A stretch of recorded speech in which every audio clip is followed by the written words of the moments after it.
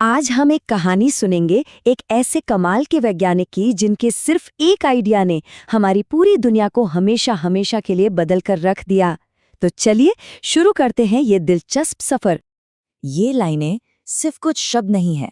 ये असल में एक साइंटिस्ट की हिम्मत और उनकी दूर की सोच की पूरी कहानी बताती हैं। और पता है इस कहानी के हीरो कौन है? Geoffrey Hinton. तो जेफरी हिंटन, जिन्हें लोग फादर ऑफ डीप लर्निंग भी कहते हैं, हमेशा से इंसानी दिमाग के काम करने के तरीके से बहुत फैसिनेटेड थे। मतलब वो ये सोचते थे कि आखिर हम सीखते कैसे हैं, चेहरों को कैसे पहचान लेते हैं और अपने एक्सपीरियंसेस से, तजुर्बे से और ज़्यादा समझदार कैसे बन जाते हैं। और बस इसी क्यूरियोसिटी से वो एक सवाल पैदा हुआ जिसने उनके पूरे करियर को, उनकी पूरी रिसर्च को एक दिशा दे दी। सवाल क्या था? सवाल था कि क्या मशीनें भी इंसानों की तरह सीख सकती हैं? अब इस सवाल का जवाब उन्होंने ढूंढा न्यूरल नेटवर्क्स में। उनका आइडिया बहुत सीधा था।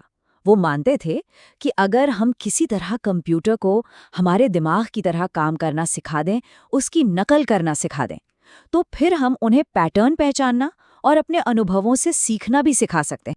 लेकिन एक प्रॉब्लम थी। ये आइडिया अपने वक्त से बहुत बहुत आगे का था। उस जमाने में हिंटन को साइंटिस्ट्स की दुनिया में हर तरफ से सिर्फ शक और अविश्वास ही मिला।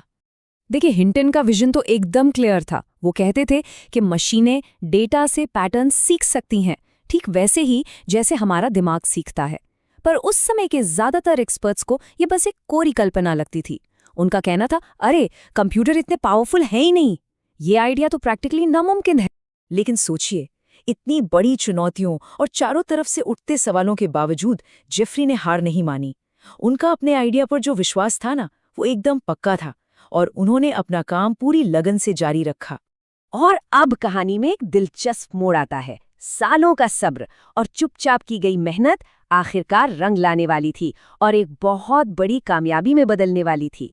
उनकी ये जो लंबी जर्नी थी उसे हम 3 हिस्सों में देख सकते हैं। सबसे पहले तो एक आइडिया का जन्म हुआ, फिर आया सालों लंबा इंतजार जिसमें वो लगातार पढ़ते रहे, एक्सपेरिमेंट्स करते रहे, और फिर आया वो टर्निंग पॉइंट जब तेज कंप्यूटर्स और बहुत सारा डेटा अवेलेबल हो गया।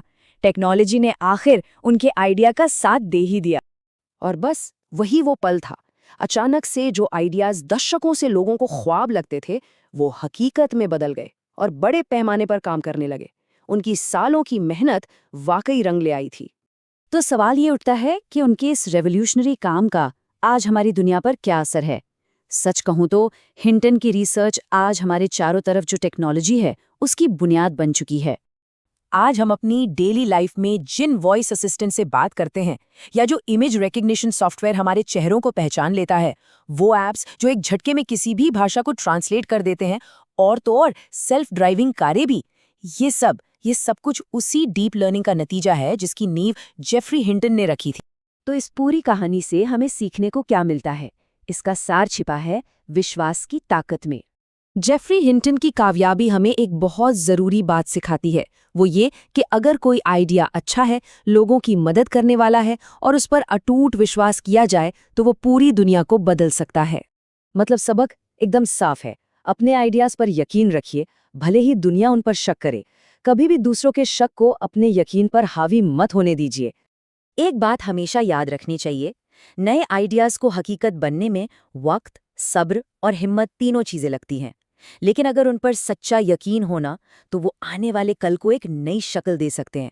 तो अगली बार जब भी कोई बड़ा आइडिया मन में आए, तो जेफरी हिंटन की ये कहानी जरूर याद कीजिएगा।